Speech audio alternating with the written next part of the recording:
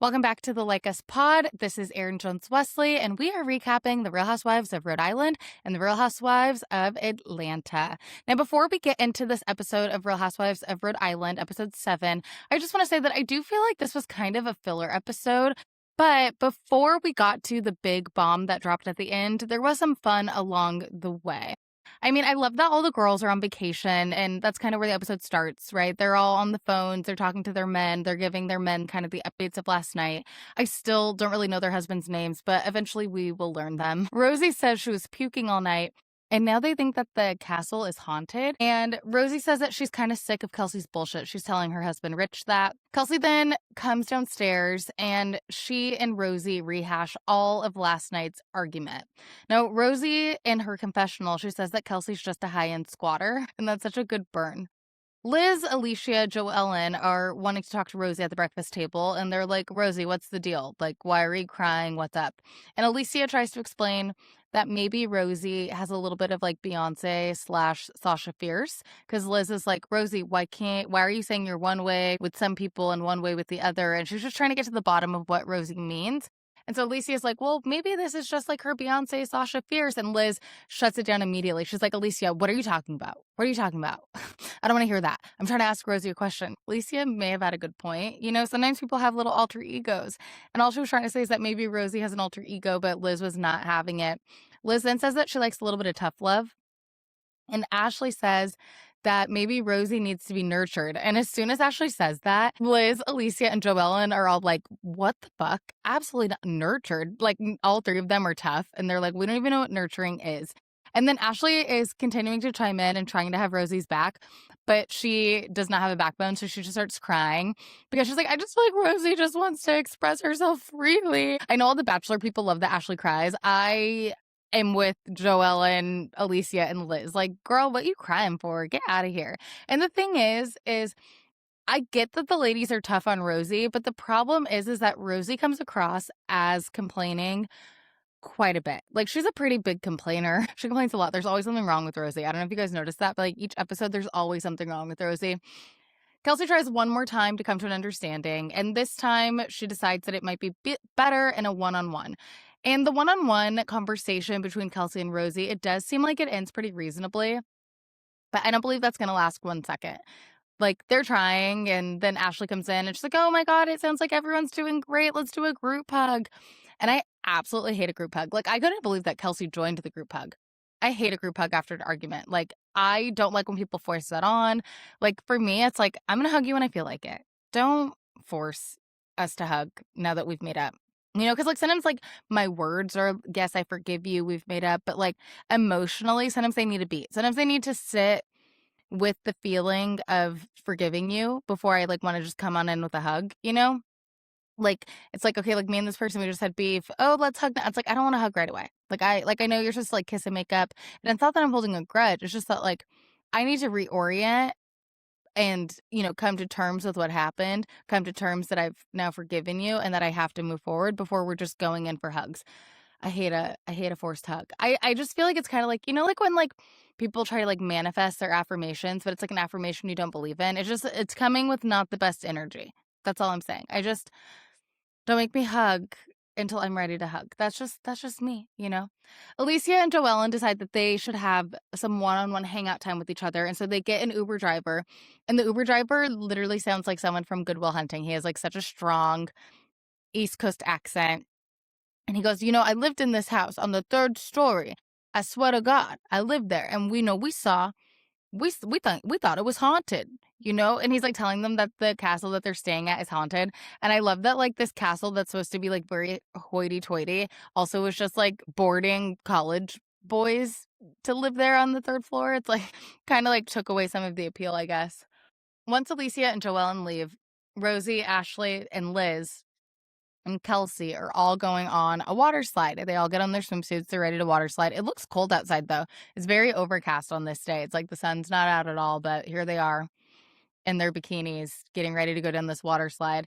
And I'm going to give Rosie, Ashley, and Kelsey, they all get like us points because they are going down the inflatable. And I'm the same way. Like, if I see a big inflatable, like, I want to jump in the bounce house. I want to go down the slide. I want to play.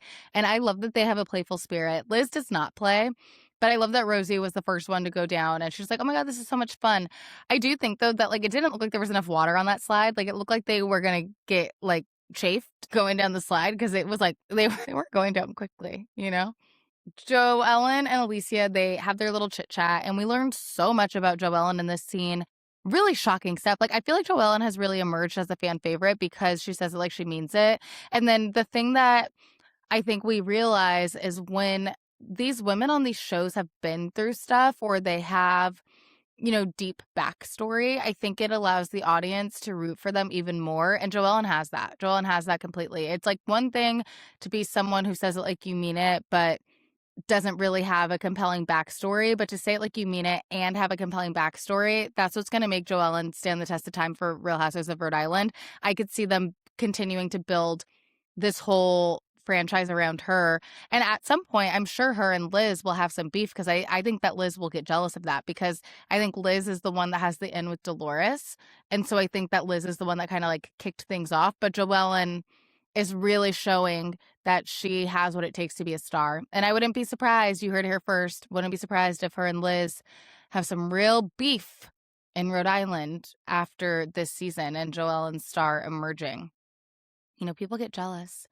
What I found so surprising in this conversation with Joellen and Alicia is when Joellen says that her mom sent her to this wilderness camp, it wasn't that she just went to like a troubled teen place once. It's that she got sent 3 times to the point where her mom almost completely lost custody of her and had to be like, okay, maybe she's not that bad. She can come live with me. And I find that so shocking. And I hope we meet Joellen's mom at some point. I really do.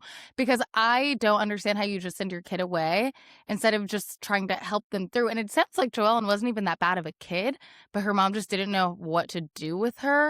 I said it before. I think that her teaming up with Paris Hilton to talk about the troubled teen industry could be really interesting. I hope that she meets Kathy Hilton at some point so that she can get that connection because what an insane story.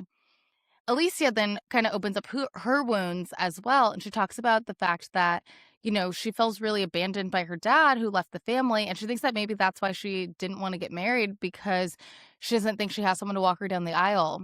And that's really sad. I did appreciate that both of them were just like bearing their soul to each other. And then they just like get back into the car. And Alicia's like, I'm sad I didn't bring snacks. She's like, you know, I love my crackers. I really hope she gets a cracker line. I do. I hope she gets a cracker line. Rula finally texts Alicia and she says that she's not coming because she's sick. And so now we're at Rula's house and the kids are making pictures for her and Brian's bringing her tea and it's like, ugh, whatever.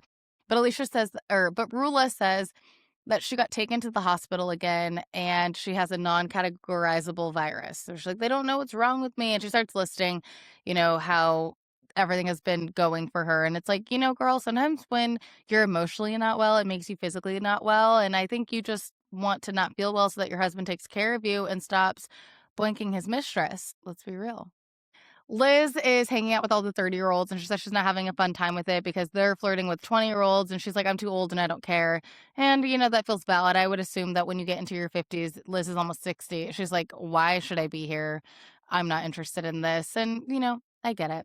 Kelsey and Rosie are flirting and having a fun time. I think it makes sense for Kelsey because she's single. Rosie, who is married, I'm like, you're kind of being a weirdo. Why are you flirting so hard with these 20-year-olds? Also, like, she's just being weird. She's like, oh my God, you're so hot. And like the guys are not even that hot. Like they're cute, but they're not that cute. And Ashley brings up the point. She's like, my husband's cuter than these guys. And I'm like, yeah, like they're not that cute. Rosie's just being thirsty. The ladies get ready for their boat ride and it still is so cold. And I just feel like there's nothing worse than a cold day on the water. Like being on a boat when it's freezing is just not fun because it's like you want to wear the cute outfit, you want to pretend like you're in like Capri or like in Cabo or like off Miami in a yacht, and you can't do that when it's like overcast and cold outside. That happens off the boats in Santa Monica. I live in LA.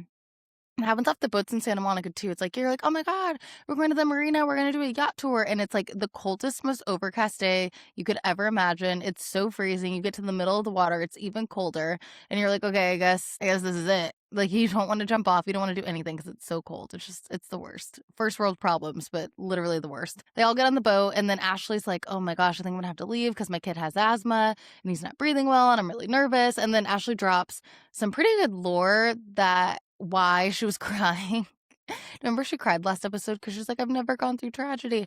And then she drops this episode that her dad's a doctor. Oh, baby girl, yeah, you have not been through tragedy. You were raised upper middle class. It also makes sense because she had mentioned that she had like every American Girl doll. That's expensive. Like, yeah, of course, Ashley Econetti, rich girl, grew up upper middle class. She's stunting on everybody. Once they get to the yacht, Ashley's like, I have to go because my kid is sick. I can't do this. So she doesn't stay on the boat. And the ladies sit for lunch and for drinks, and they all do a little bit of a shot. And Alicia says, sometimes you just need your girlfriends. The time I spent with Joellen today was just exactly what I needed. And they all cheers to sisterhood. And Alicia says, I love tequila, and I'm going to give her a like us point for that because I also like tequila. Then Kelsey says that she knows. This is so funny because it comes out of left field a little bit because now we know that Kelsey just likes to talk shit.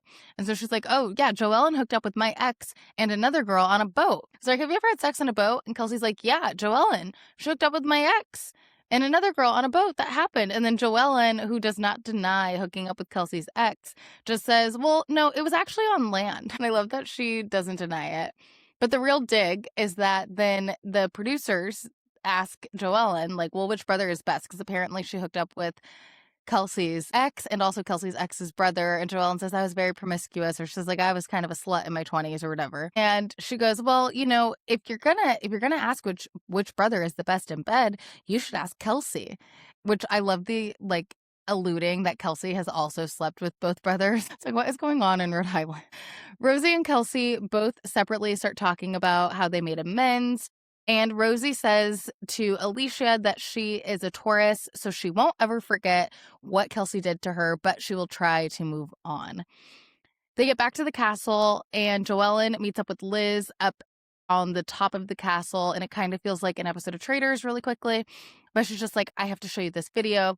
So she shows Liz the video, and Liz is like, oh my gosh, we have to show all the girls the video. And apparently the video is of Rula's husband, Brian, with his mistress 2 days before the polo match, where Joellen brought up that the mistress had posted a picture of them on social media. She said that Rula asked her to get proof, and she did not ask for the proof, but she told her friend who's friends with the mistress that she needed proof, and the proof appeared in her lap. Like, poof. So Joellen now has proof. She shows the video to the whole group. We do not get to see the video, but what we do know now is that someone has to tell Rula. And all the ladies play a game of not it. Who's going to tell her? We will find out. At the end of the episode, we have Alicia with 5 points, Kelsey with 5 points, Rosie with 5 points, and Ashley with 5 points. Where does that lead our leaderboard? Well, Rosie had 20 points, and now she has 25. That puts her in the lead by herself in first place. Second place is now Joellen with 20 points, but also Alicia with 20 points. They're both tied for second.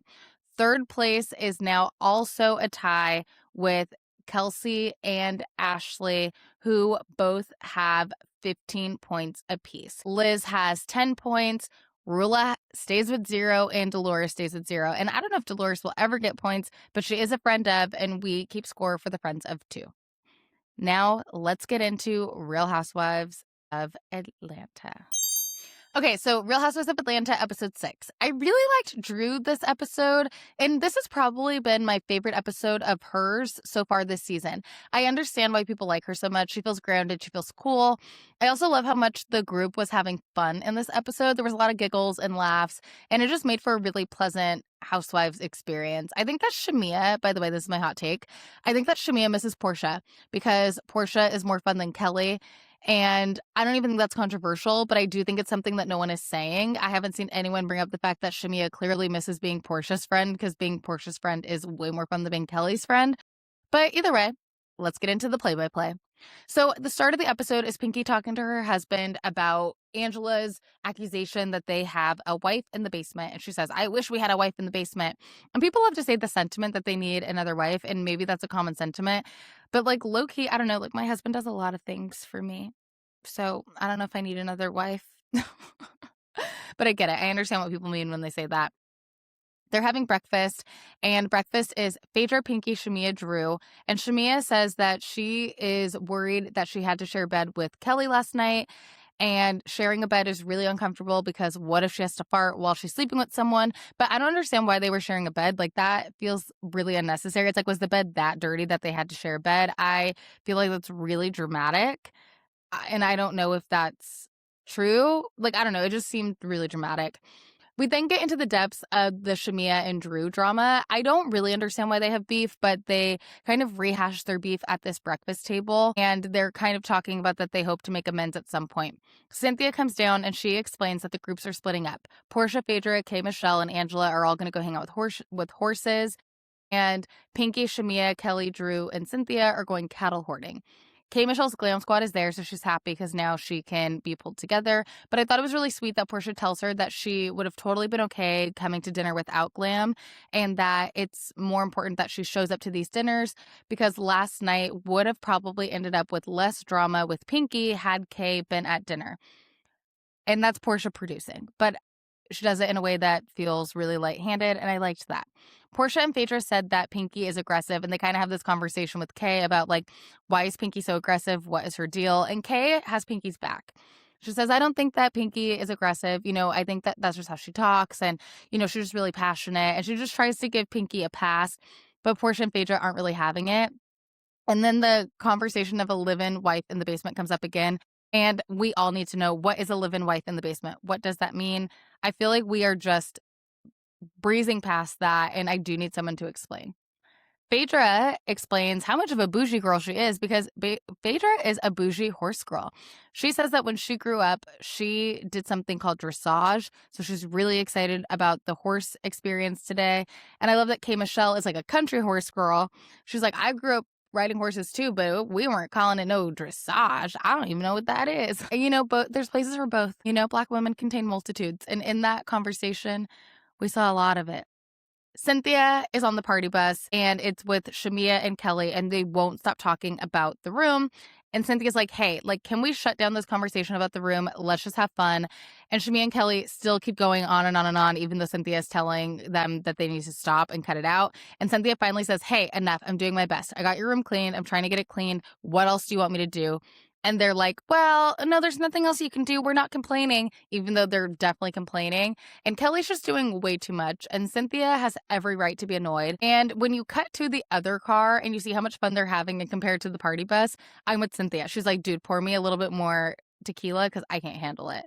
Kay and Drew have a little bit of mini beef about Black and whether if Kay Michelle knew Black or not. And Porsha stirs it up a little bit because she goes, Kay, what's up with you and Black, the guy that Drew is dating? He knows you. And Kay says that no, he just slides in her DM sometimes. She's not really interested in Black. She's a married woman. She doesn't like that Drew is inferring that. And Porsha says, well, why don't we have a conversation with Drew about it? And Kay's like, I'm not going to talk to Drew about a man that I have no interest in when I'm married. I'm not doing that. And I think that's right. That's Kay having just good decency, I think. The cattle ladies were late, and so they only saw about 30 seconds of the cattle herding. And I do feel bad for Cynthia because it feels like with this group of girls, she can't really win. And the complainers are in that group, and so they complain about that they didn't get to see it a lot. Pinky then says that one of the cows looked like Angela, but Drew had her friends back and said, hey, that's my girl. Don't do that. But she said it in a really funny way. And I like that Drew kind of was just like, not too much on my girl. I love me some Angela. And I'm going to give Drew her first Lycus point of the season for having Angela's back like a real sister. The horse girls arrive to the horses, and I swear to God, I thought that lady was Karen Huger. You guys, that woman looked like Karen Huger so much. You know what I'm talking about? The lady that was the horse lady? They said her name was Anna, but she looked like Karen down to the makeup and everything. And I'm sure she gets that in her, she has to get that in her real life. The woman starts explaining dressage, and the woman who's on the horse has a very thick accent, and she startles, and Phaedra literally falls on her ass. And Kay and Porsha, they run. And the lady says, are you guys okay? And Kay goes, no, we're blessed. I love moments like that on Housewives. I just think it's so funny. None of the ladies want to ride the horse. And Phaedra says that she would, but her wig isn't glued down. And then the producer tries to ask her to explain what she means. And Phaedra says, ask Beverly Hills about that. And I know that's right, because those white ladies we have in their extensions too. And nobody ever asks them to talk about it. I mean, Erica talks about having extensions sometimes. But I think as Black women, we really do need to stop talking about our hair in mixed company because it does get used against us and it's really unnecessary. And so I love that Phaedra stood her ground and she said, no, Absolutely not. We're not doing this on TV. Ask somebody else. And a lot of people on social media, they thought that Phaedra was throwing shade at like Bose and Garcelle, and that was not the point. The point was that she was not throwing shade at any Black women. She was throwing shade at the fact that white women don't get asked about having hair extensions, even though they do. Period. That's what she was talking about. You have to make inferences, y'all. The cattle crew gets on the bull, and it's just for a photo. And the editors fit in a music drop of Pinky being like, oh my God, Bull, are you okay? She's like, I'm a vegan, but blink twice for help.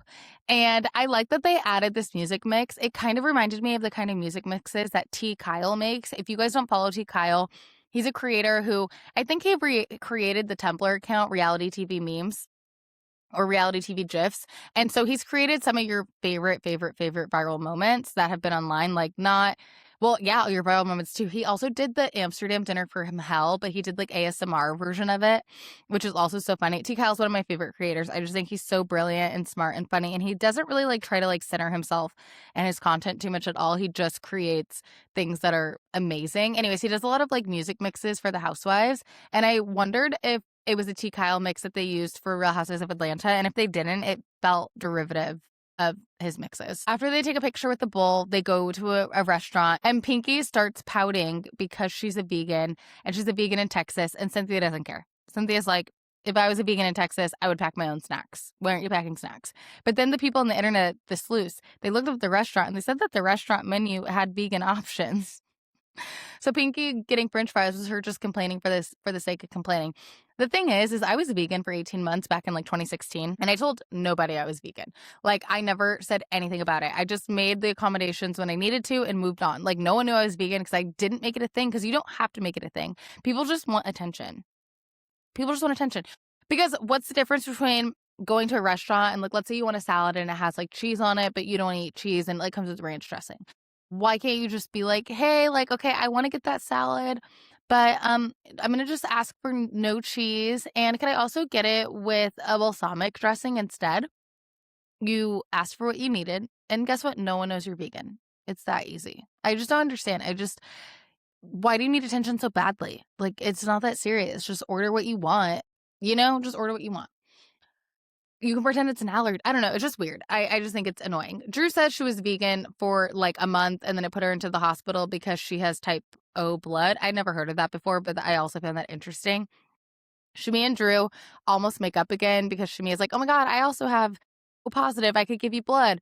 But then once they're about to stand up and hug, which I just talked about this in Rhode Island, I hate hugging someone after we just make up. It's so stupid because I need a beat. I need a beat to digest where we are now. You know what I mean? I need to recalibrate.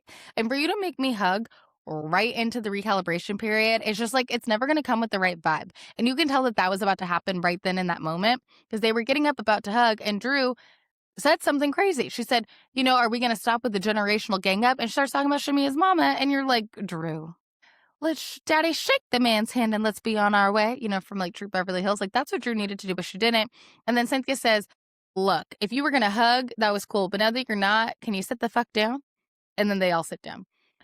Back at the ranch, literally the horse ranch, Porsha is admiring the horsehair. She says her business is now a 7-figure annual business, the Go Naked hairline.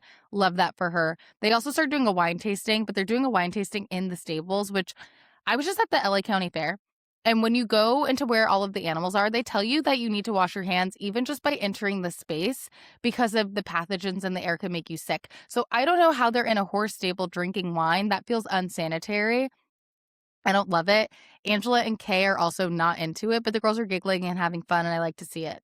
At the table at the restaurant, Cynthia tells Pinky to slow her roll. She says, Pinky, you're doing a lot. You need to calm down. The complainers, who I am now just going to call Complainer Kelli, continues to complain and not be fun. Cynthia and Pinky have a little bit of a back and forth. Cynthia stands her ground. Pinky continues to be way too much. And Cynthia, honestly, has never looked cool in her life. She just looks so cool, effortlessly cool in this moment. In the horse girl car, Kay says that she was going to pull up music, and Porsha shouts out Flatline. She says, oh, put on Flatline. That's my music. And Phaedra shouts out that the music was on the charts, like a real sister. Cynthia's in bed, and Drew comes over. They've all come back from their outing. Cynthia's so exhausted, and she has a nip slip. And I'm going to give her like a moment for this, because who amongst us? Like, if you're not having a nip slip, I don't get you. Like, you must have really sticky titties or something, because to me, like, a nip slip, it just happens. And I think we need to stop making a big deal out of it, because like breast, everyone has them, you know? But Drew and Cynthia, they start talking about that they think that Shamia has deeper issues. And to my point, I think that they were scratching at it, but I think the deeper issue is that Shamia just misses being friends with Porsha. In the fun car, they start talking about Shamia a little bit too. And Kay says that she likes Shamia because she thinks she's pretty, because she likes chocolate women. And a lot of the women on this show are bisexual. That's what I'm learning. The thing is Kelli then starts having a conversation with Pinky. And you guys, complainer Kelli, I don't think she knows what she's talking about, because she says that the women don't have other things going on. But it's like, what is she talking about? Like, everyone has stuff going on. Kelly's like, yeah, these women, they just don't have anything going on, so that's why they do this, blah, blah, blah. And it's like, what? Porsha has a child, a hair care line, and a bedding company. Phaedra has 2 kids. She's a single mom and owns the funeral home. Cynthia has a tequila podcast accessory line. Drew is acting, singing, being a mom. They're all mothers. They all have jobs, multiple jobs. What is she talking about? And then they say Angela laid on her back to get where she is financially. And it's like, I don't know, that just seems jealous. Also, the show is called Real Housewives. She's a housewife. What are you she's doing the title of the show, if anything, means that she deserves to be there. And she has her little business, her little financial business that she's earned money for and done herself. So I don't really know what Pinky and Kelli are getting at, but it's coming across as jealous, and I don't like it. I don't like that spirit. It's ugly. Now it's time for the tequila hangout, and everyone is struggling getting into this party limo. I'm like, why isn't there a step stool? All they needed was like a little step stool so that the ladies get in the car. Everyone's getting their booties pushed up. It's like, it's too much. They all finally get on the bus, and Cynthia says, okay, well, like, what did everyone learn today that they didn't know about someone that they know? And they all go around, and, you know, it starts off pretty nice. Kay says that she didn't realize that Phaedra is nice, but also she says in her confessional that she didn't realize that white ladies love Phaedra. Like, in the airport, everyone loved Phaedra so much, and I think that's funny. But it's because Phaedra was on Traitors, and she was so lovely on Traitors. Angela then says that she learned that Porsha is fun. Kelli says that she was thankful that people showed up for her grand opening. And Angela then, in perfect housewife form, says, oh, who didn't show up? And then Kelli starts yelling at Porsha because she's like, well, Porsha sleeps with married men, blah, blah, blah. And then we learned that Porsha wrote in her book about sleeping with R. Kelly. And in that moment, we all realized that none of us really read Porsha's book, because nobody knew that except for the people who read the book. And Phaedra tells Porsha that Porsha should not say who the man is that Kelli slept with, because they know the family and it would be hurtful for the wife if they said that on TV. And so Porsha doesn't end up doing it. But Kelli's just bad energy, and she's a complainer, and I don't know if I like her very much. Like, she has 0 points, and honestly, the day that Kelli gets a point, we're gonna have to throw Kelli a little bit of a party, because she still is at 0. In the end, all we have is Drew and Cynthia with points this episode. The ladies were entertaining and pleasant, but the moments that stuck out the most were Drew sticking up for Angela and Cynthia's nip slip. So overall, what does the scorecard look like?